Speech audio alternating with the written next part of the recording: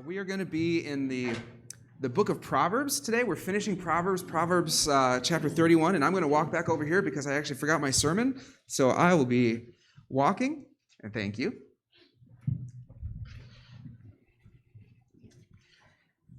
It's on page 538, Proverbs chapter 31, on page 538. And so, as we go to Proverbs 31, I don't think it's too much of an hyperbole to say that dating has changed over the years. Courting. If you've ever spent time kind of looking at dating advice from the 1950s, especially the dating advice that is geared towards women about how to attract a man, you can see some of the suggestions up there. Be friendly to ugly men. Get lost at football games. Also, when you go on a date, a lady must always be on time for her date. There's some other ones that say you have to respond right away when he asks you out. And the man always gives his dates order at the restaurant. I even read one that said that a man should cut her lady's steak for her. And don't worry, the good advice continues on into marriage. Once you finally landed your beau and you got your best gal, they give advice for the wife, saying, when your husband comes home, don't bother him with petty troubles and complaints when he comes home from work. Let him relax before dinner. Discuss family problems after the inner man has been satisfied. There's also other ones like that say, don't bother him with your pesky troubles, because after listening to what he had to deal with all day, it makes your problems seem insignificant. To be a successful wife is a career in itself, requiring, among other things, the qualities of a diplomat, a businesswoman, a good cook, a trained nurse, a school teacher, a politician, and of course, a glamour girl. What that is, I don't really know what a glamour girl is, but don't forget, above all things, be wary of an overtly aggressive gesture that might threaten his sense of masculinity, of him being the one in control. Again, I don't think we have to imagine too greatly to know that dating advice and marriage advice has changed over the years. And I would say, at least after reading those examples, for the better. I think if somebody were to give that advice to somebody, they would be called all sorts of things. And we know now even that the status of dating and marriage has changed. We think especially about marriage. Maybe it's because of a response out of we don't want to be like the 1950s, or also just economically. People aren't quite as economically dependent on marriage to get by. And so marriage has sort of been delayed for a while, for good or for bad, because again, maybe we don't want to do what our grandparents did, or because we just don't really seem like we need to get married, because why do I need somebody to take care of me? Because I can take care of myself. And I think that overall, the church in America, and we'll just use our CGCM as an example, we all have sort of struggled in some cases to sort of develop a healthy understanding of what marriage is. Maybe sometimes we sort of defer to what our culture says marriage is, and we use that as the example. And we don't really know why marriage exists, or we don't even know why husbands and wives are supposed to respond to each other in the way that they do. We just don't really know. And in some cases, even churches kind of treat marriage as the ultimate achievement of what it means to be a person. And sometimes they don't have categories for single people beyond, well, you just haven't gotten married yet. We sort of treat being married as the sign of becoming an adult. And if there is a single person who's never been married, well, then they're not really an adult. And we sort of flatten their experience into just that, a single person. And sometimes well-meaning people can't conceive of their purpose in life besides helping this person find a spouse. Again, sometimes we don't really understand, well, what is the purpose of marriage? What do we do with people who don't fit our categories of what marriage is supposed to be? Everybody's supposed to get married, but what about this person? They don't fit into that category. And I think sometimes even when we do reach that space of being married, we still sort of struggle to figure out what am I supposed to do now that I am married? And a lot of times that will also bleed into the way that we teach our Bible. For example, we think about the number of, let's just speak of married women's Bible studies. How many of them focus around this idea of what do you do as a wife? Again, there's good things to consider about that. But more often than not, when it comes to ministry among women in the church, especially married women, it kind of gets boiled down to a few select passages. Because those are the ones that deal explicitly with this idea of being married, or what kind of wife should I be? And then from there becomes this default attitude of these few passages are the ones that relate to me exactly. These few passages are the ones that are relevant to me. And so therefore, these are the ones that women need to study, married women need to study. And our scripture passage this morning is from Proverbs 31, which is one of those passages that sort of gets put in the canon of, well, this is a scripture passage that married women should study. And also, if we want somebody to pursue marriage, or if somebody's engaged, then they should read Proverbs 31, because that again is all about what life should look like as a married person. And again, this leads to sort of an anemic or weak view of the Bible, because when we continually put forth only select passages of Scripture as having to deal with your life experience, that really creates a weak faith. A weak faith. And then we wonder, well, what part of the Bible is for me? Is it only this passage that deals explicitly with what I'm doing at my life right now? And sometimes, again, churches will sort of reinforce that idea, will flatten people's experiences to what their life situation may be like, married or single or widowed or divorced. And it all, again, comes down to this idea, well, what part of the Bible is for me?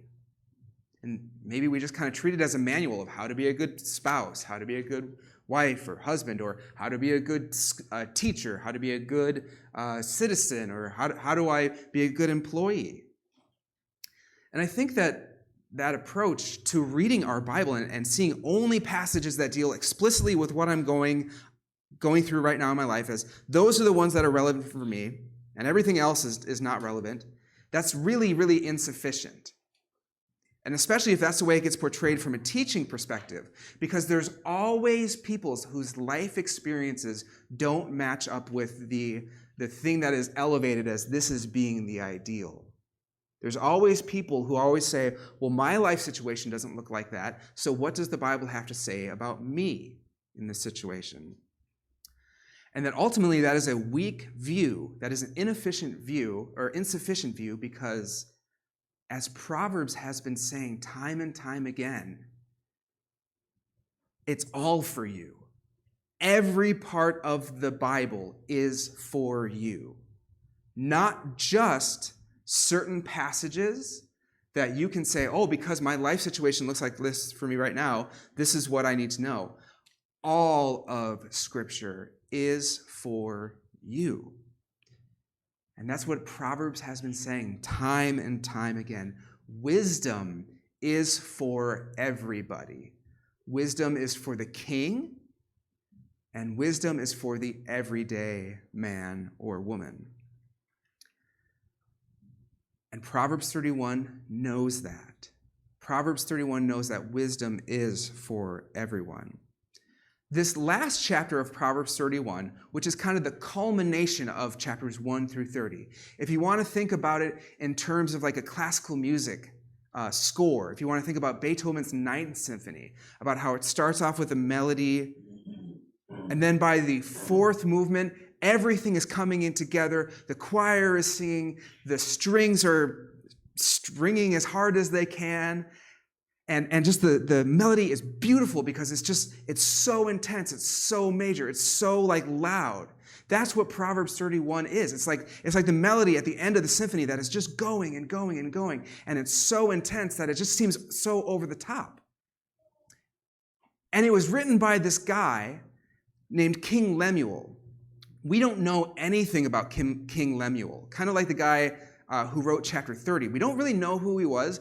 It doesn't really seem like he was part of the nation of Israel. It's like God has this amazing ability to communicate through people you're not always expecting to be the one that God should communicate through. He's a king, and maybe he's not from the nation of Israel. We don't really know because he doesn't really appear anywhere else. But we do know something about King Lemuel is that he has a very wise mother. And he listens to what his mother has to say.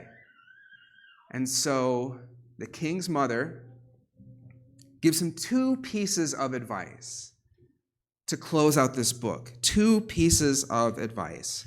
And really what she's doing is she's repeating everything that came before. Remember, all of Proverbs, especially chapters 1 through 9, it was the father and the mother, but the father saying, my son, listen to me. And here we have the king's mother saying, my son, listen to me. I have two pieces of advice for you.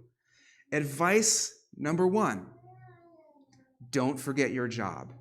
If we want to think about this in terms of, the Patriots motto. I don't know if it is anymore since Brady's not here. Do your job. Do your job. Bill Belichick, Mr. On-Screen Personality, Captain Charisma, do your job. That is the Patriots motto. And that's what the king's mother wants him to do as well. Do your job. And the way that you do your job is that you don't let two potential distractions get to you. In verses, I think it's 1 through 9, but especially in verses 2 through 3, she says, you need to avoid wine and you need to avoid women. Now, again, it's sort of used, it's not saying like all wine is bad or women are bad, but it's using sort of the temptations that come when you are in power.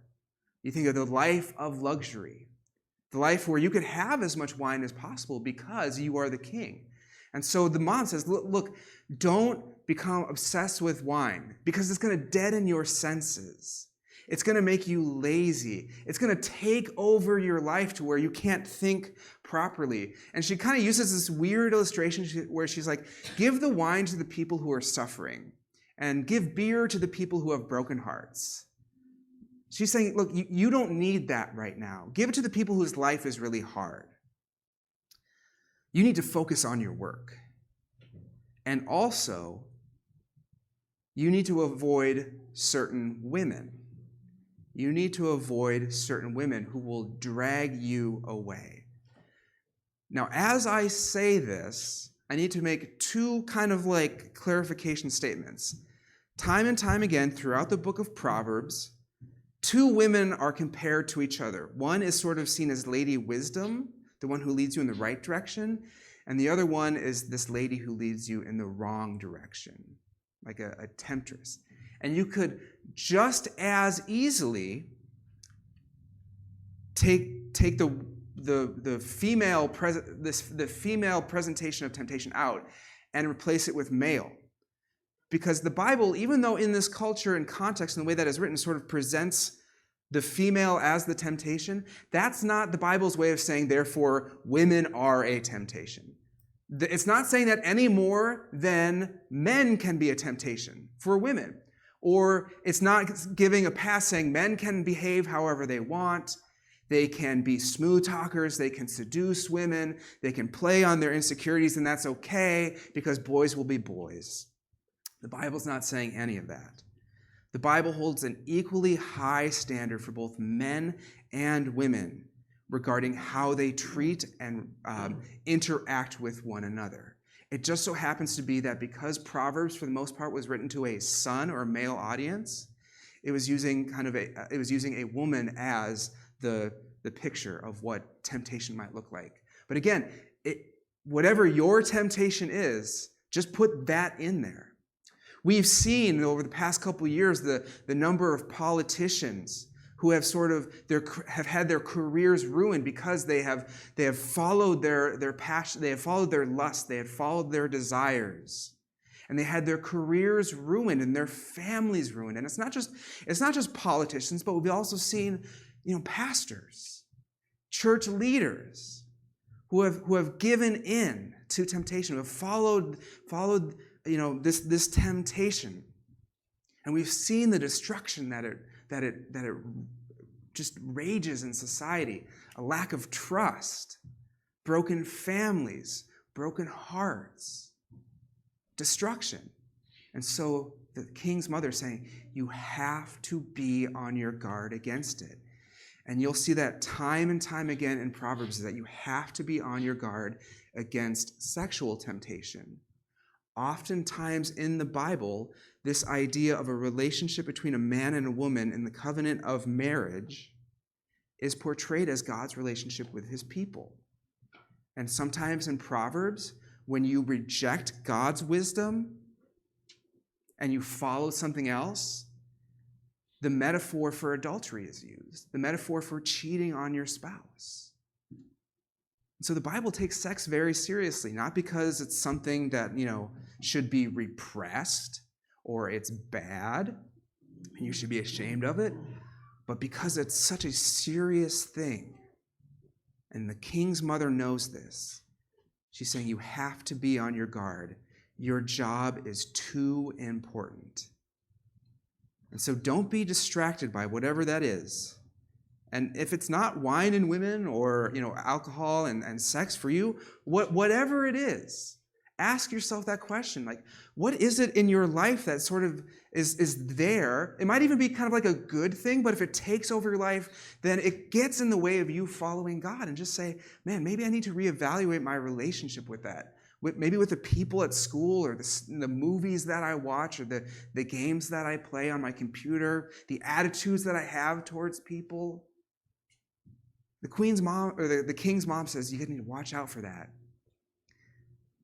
And because the Bible knows how we are and knows that just saying don't do this doesn't work. Parents, we know that just saying don't do this to your kid, it only lasts for a little bit. But rather he says, instead, you need to fulfill your job as a king, which the Bible time and time again says it's not about using your power to get what you want, but rather it's using your power to serve other people, to lift up people who otherwise have no voice.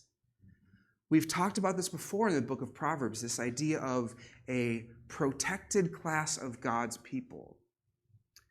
We think about in politics, about how we have certain laws put in place for people who, like the backpack pack, are seeking asylum, seeking safety. They're trying to get away from a dangerous situation. And they come to our country looking for a better place or looking for more job opportunities in regards to immigration or just a stable economy. And we know that when they do that, they have way less security than somebody who is from this country or somebody who has been here for a long time with a stable job. And we know how easily life can go bad for them just with one bad thing that happens. And so for those people in the nation of Israel, the king was their protector. The king was the one who says, I'm going to make sure that my nation takes care of you. And so for the king's mother to say, do your job, it means, as it says in verse 8 and 9, defend the voiceless, speak and judge fairly, protect the vulnerable, and God's king takes care of the most vulnerable people in his kingdom. And this idea of how the king is supposed to be. If you know the Old Testament, the Hebrew Scriptures, you know that there were some kings who were good, but there were a lot of kings who were bad, who did the very thing that they weren't supposed to do. They gave themselves to wine. They gave themselves to women. They gave themselves to political and economic success over faithfulness to God's covenant. And so all throughout the Hebrew Scriptures, there's this idea of where is this good king? Have you seen this good king? Where is this good king? When will he come? The prophet Isaiah, in chapter 11, that really famous passage where it talks about a shoot coming up from the stump of Jesse. It's this promise that there is a king who is coming, and that the Spirit of the Lord is going to be on this king. And the spirit of wisdom and understanding, it's like, whoa, the spirit of Proverbs is going to be on this king. And the spirit of counsel and of might. And he will delight in the fear of the Lord. And it says this king, he will not judge just by what his eyes see, or decide just by what he hears with his ears, but with righteousness he will judge the needy. And then as the Hebrew Scriptures come to a close, what we call the Old Testament, again, there's this idea of, where is this king? Where is this king? Have you seen him? Where is this king? Have you seen him? And I think a lot of us today, we kind of project that desire for this king who will rule us on our politicians as well. For the conservatives, it's our conservative ruler, whoever we want. Or if we can get enough conservative people on the Supreme Court to change laws, or if we consider ourselves more progressive, then the Progressive Party is our hope. And the problem is the other party, not me, not us. We need to be in charge. We do it too. We put all of our hopes on this king, and all of our rulers will let us down. We know this, but we do it all the time. So that was advice number 1. Do your job. Protect people. Stay focused on following the Lord. There's a lot of application there that I think you guys can just, plug in the variables for whatever it is in your life and realize, whoa, Proverbs 31 is for me. And piece of advice number 2. This is where we go back to this idea of dating or looking for the right person. For those of you who know me, you probably know that I really love music, but I love music from all generations. I love music from the 70s, which is really old. And now they're even playing 90s music on the oldies station, and that just makes me feel really bad. But I love music from the 70s, and there's this song by this group called the Shy Lights. And it's, tell me, have you seen her? Tell me, have you seen her? Anybody know that song? Tell me, have you seen her? Anyway, it's this idea of you're looking for this woman. Have you seen her? And then, the beginning of the song, he's talking about something, blah, blah, blah. And then he starts, tell me, have you seen her? Tell me, have you seen her?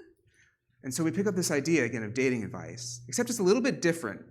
Rather than the dating advice from the 50s where it's this is how you need to present yourself in order for a man to be attracted to you, get lost at football games, be nice to ugly people, which ugly people really are whoa, that's mean.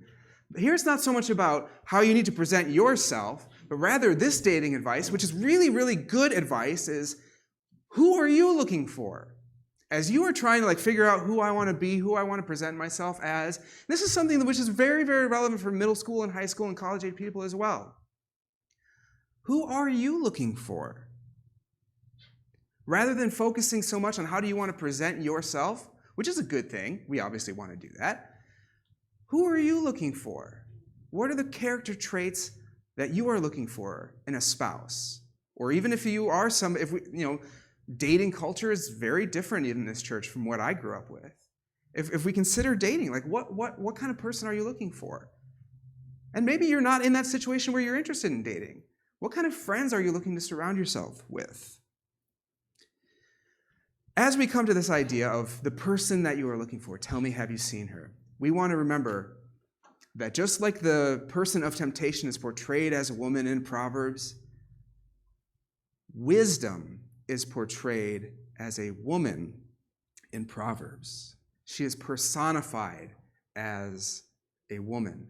Because again, how do you take an abstract idea and say you should look for it? Well, then you present it as a person. We know this because like in movies and in literature and even video games, we have characteristics of something that we like.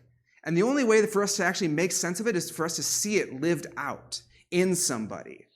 Some people are really, really good at just thinking abstractly, but most of us need to see it lived out. And so wisdom is crying out in the streets, inviting people to listen to her. And then the Father in chapter 3 says, wisdom is more valuable. She is more valuable than rubies and jewels. Find her at all costs because she's the one who gives life. And so fast forward to the end of 31, and here we see wisdom again, lived out not as an abstract idea, but as an actual person. The fact that it's being lived out in somebody's life is Proverbs' way of saying, hey, look, this can be done. There's a point to listening to me because you can do this. In chapter 30, Agur reaches this point where he feels like, I'm just so lost. This is so far beyond what I can do. I feel like I don't have any wisdom at all. He's not saying that it's pointless. He's showing humility. He's showing actually what the ideal reader of Proverbs is like. Not the person who says, okay, I got it, I'm done, I'm set. It's the person who time and time again has to come back to God's word and says, because there's a lot of areas where I've failed. So he's the ideal reader of Proverbs. And here in 31, we have the ideal liver, the person living out Proverbs. In Proverbs 31, this woman is described as a woman of noble character. This is an acrostic poem, 31. Acrostic means that each line or each section starts off with the next letter in the Hebrew alphabet. If you've ever been in school and they say, take your name and make an acrostic about yourself. I have a relatively easy name. And so anytime like in elementary school, they're like, make an acrostic of your name to tell us something about yourself. I was like, well, my name is Eric and my first letter is E and I like eggs. I was not a very creative child, but it's like that's what it was. And I'm rad and something like that. Here's the same thing. It's this poem written as an acrostic where every line starts with the next letter in the Hebrew Bible, or in the Hebrew alphabet. And usually when they do kind of these poems, like the Ode to the Noble Person, it's usually like a poem about celebrating a warrior, or like this really, really like awesome military ruler. And so it's doing that, but it's kind of flipping it on its head. It's saying it's not this really, really powerful person, but it's a woman. It's a wife. Somebody who, maybe you wouldn't look twice at if you didn't know them. And yet this entire second half of the chapter is dedicated to how awesome they are. It's like she's been pursuing wisdom her whole life. And it's countercultural, but because the way that we think women are portrayed sometimes in the Bible, we sort of see, we give them this second class status, and sometimes in that culture they were sort of portrayed as second class. They didn't have as many rights as men do. And when we read that stuff, we need to remember, it's not the Bible's way of saying this is how it should be. In those cases, a lot of times it's just the Bible's way of saying this is how it was. This is the world that they live in. So before we sort of project our modern understanding of women's rights, just realize what the Bible is saying versus what the Bible is saying. That's how it was. And so she's no pushover. In verses 13 through 19, she's engaging in the culture around her. She's engaging in the economy. She's buying. She's selling. She's creative. She's no pushover. She uses wisdom in her dealings. She makes a lot of money. It says that she is clothed in strength and dignity. That's an awesome picture. It's kind of like she's got calluses on her hands, from working really hard, and she's proud of it too. There is this idea throughout a lot of literature that says some of the best ways to increase a culture and a community's economy and their quality of life is through empowering women. And so many organizations will go and they will provide microfinance loans, or sometimes macrofinance, loans to women in communities who have oftentimes been the victims of persecution or oppression or just indifference. And they will give them money so they can start their businesses and lift themselves out of poverty. And that's one of the sections in this book, Half the Sky, which is a really good book, turning oppression into opportunity for women worldwide. And that's what Proverbs 31 woman is doing. She is in the economy. She is not sitting at home, but she is busy. Now, as we read this passage, from verse 10 on, we see all of the stuff that she is doing. We need to realize, disclaimer here, that there is absolutely no way that this is a daily task for her. There is no way that this is her daily existence where she is doing all of these things. Rather, Proverbs is just kind of like putting all of these things together as a way of saying this is what her life looks like in various stages. This is a life path for her.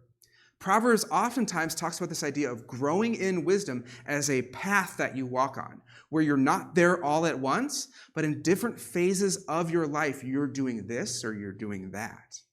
And that's what's going on in 31 as well. It's not saying this is every single day, but rather this is what her life looks like. There are times when she's doing this, and there's times when she's doing that. And I think that's really important for us to realize because, again, we will oftentimes boil down the Bible into a list of things that we are supposed to do in order to be a good version of ourselves. And sometimes when that happens is that we can resort to pride and this transactional idea of how God should reward us because, hey, look, I've done all the things that I'm supposed to do that your word says. And more often than not, it results in us getting really, really burned out. When we look at this checklist that, the good wife is supposed to do, and we realize that rather than check marks of us knocking this off every single day, there's a lot more blank spaces, and we just get overwhelmed, and we just feel like, look, there's no way that I can do this. And especially if we're in like a life stage where we can't do these things. Maybe we're single, maybe we have a physical disability, or maybe like a cognitive or a mental disability that actually prevents us from doing things. That we can't do this the way that Proverbs 31 says that a noble wife should do. And so we think, well, what about me? What does the Bible have to say if I can't measure up to this? In situations like that, we need to realize that the way that God looks at us, He's not nearly as concerned about our productivity, the number of widgets or whatever it is that we produce in a given day. God gives various levels of responsibility to people. Everybody is not responsible for the same thing. We need to realize that. Just in the same way that when we view economics, not everybody has the same gifting. Not everybody has the same background. And sometimes that will directly kind of correlate with the amount of money that they make. Not saying anything about their dignity, but just, it's the reality is that not all of us have the same giftings that everybody does. And it's unfair of us to expect that people do. But rather what God cares much more about, rather than our productivity, is our character development. And so God says, in your wisdom, whatever your sphere of influence is, whether it's really, really big or whether it's really, really small, one or two people, or maybe you're still trying to figure out what your sphere of influence is. If you're in middle school, high school, or if you're an adult and you're trying to figure out, what is my sphere of influence? God says, I want you to work on your character in that. And as you trust me, as you pursue me, And as you say no to the things that might distract you, God will reveal to you how his character is becoming your character. He's transforming you into somebody who is more and more like him.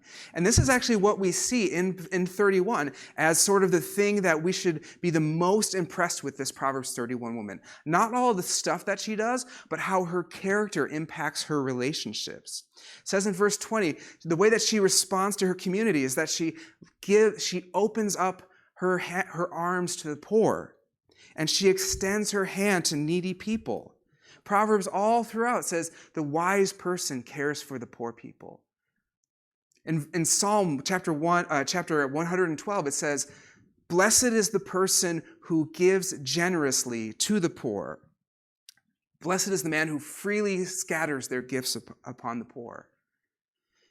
We see that her wisdom is demonstrated in the way that she cares for needy people. My grandma on my mom's side was kind of like that. They lived in a small farming town. If you didn't know, farmers, they don't always have a lot of money to just throw around everything because so much of it is based off the weather. But my grandma had this amazing ability to always make sure that what we called the strays of the community, the people who just never really seemed to have a place that they fit in, maybe because maybe they were socially awkward or something like that. But she had this amazing ability to always make sure that they were the ones that she cared for them.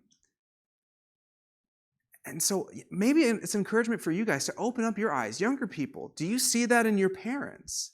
Are they the ones who sort of, they make sure that the people who don't quite have a place to fit in or a place to sit, are they the ones welcoming them into their table, to your family? Or even younger people? So if you don't see that, then I would encourage you to be the example for your parents. There's ways for you to open up your arms to the poor. It doesn't have to be just financially poor. It could be relationally poor or emotionally poor. And so her character bleeds into the community. And it also affects her family. It says in verse 11 that she is loved and trusted by her husband. Now, when we hear this word trusted, we don't need to think about like patriarchal, the buzzword that, everything that's wrong with society is because of the patriarchy. It's not saying this is like a patriarchal, paternalistic husband who says, well, now that I've seen that you can be trusted with the money, I'll give you your allowance. The way that parents kind of say to their kids, now that I've seen that you've been trusted with your grades, you can drive the car. It's not like that at all. It's not like that. Because a lot of times what we do is we project our culture's understanding of gender relationships. And anytime something seems odd to us, we think, oh, that has to be bad. But rather, at the end of the day, even with all the questions that we may have and the differences between how our culture, whether it's the American culture or the Asian culture, sees, gender stereotypes and the way that men and women talk to each other and, issues of autonomy, we need to see that at the end of the day, the husband and the wife in Proverbs 31, they mutually respect, love, and serve one another.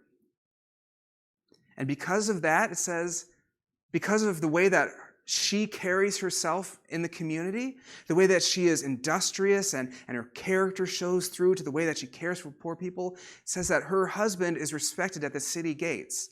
It's kind of like where he works. Maybe he was the person who would help decide legal matters. But it's this idea that based off of the way that her attitude and her character carried her through her life, it resulted in her husband's reputation going up. Which is a strange thing to think about. That the way that we, if we think about it in terms of marriage relationships, are called to act as husbands or as wives should have the correlation, whatever it is. And we may struggle to figure out how exactly that works because, maybe we live in a culture or community where it just kind of seems like our married lives are separate from our work lives or something like that. But just think about it in the terms of the church.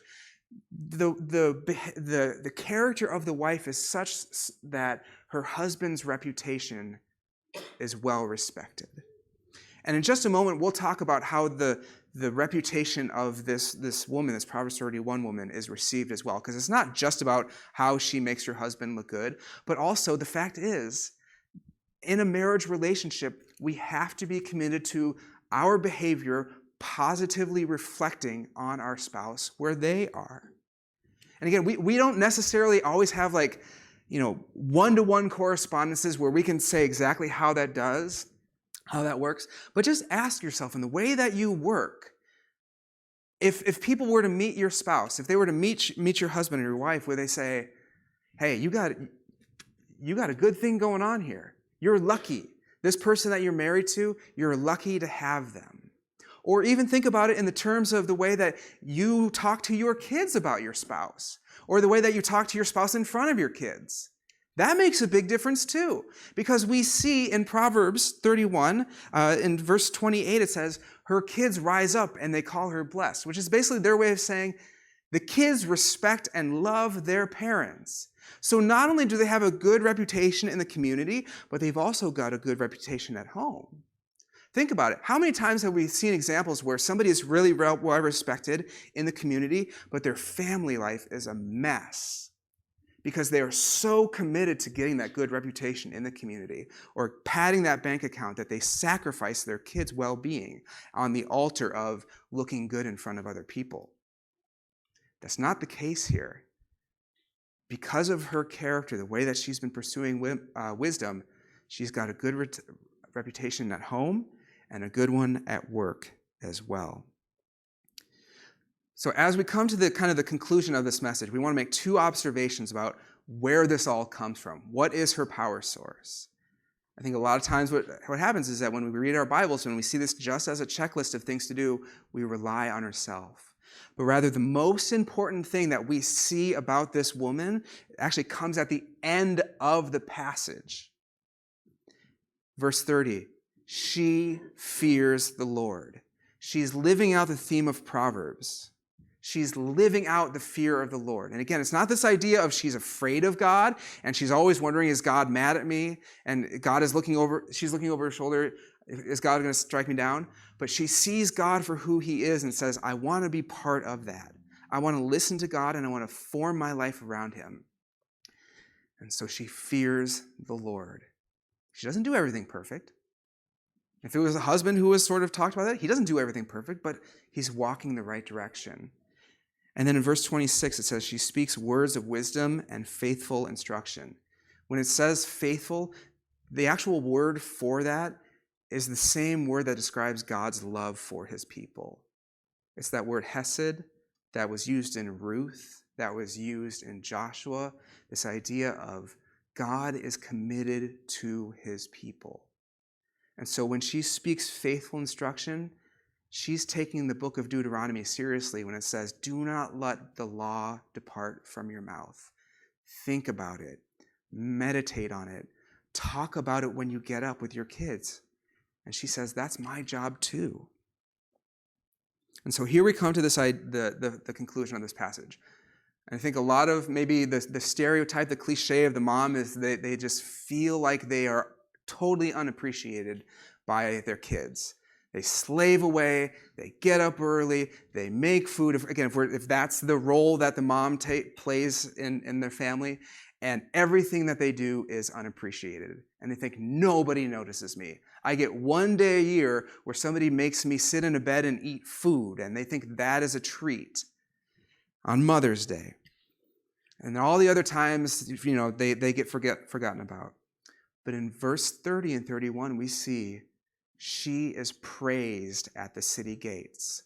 The way that the chapter begins in this section and ends is the same idea, is this woman is exalted as saying, this is who we should be like. Who is like her? Tell me, have you seen her? Because I want to be by her.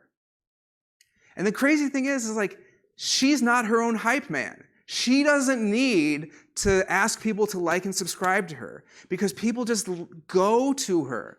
Everybody who is around her says, hey, have you seen her? She is incredible. She's the ideal person because the praise that she is receiving doesn't come from her sort of positioning herself in front of other people, but rather the way that she is serving her community.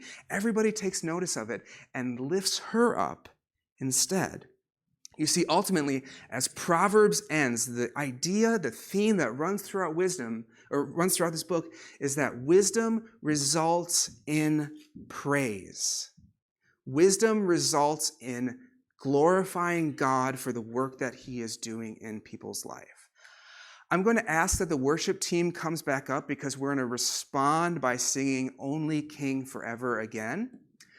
But as they come up, we want to remember that wisdom results in praise and celebrating the good things that God is doing in our life.